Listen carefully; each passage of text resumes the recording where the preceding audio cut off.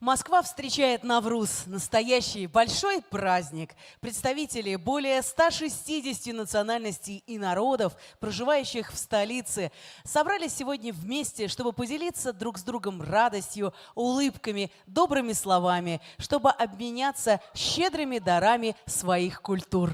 Сохранить национальную культуру, воплотить искусство предков в современных, интересных, новых формах – задачи, с которыми блестяще справляются в Башкортостане. На сцене башкирский фольклорный коллектив «Актерме». Встречаете?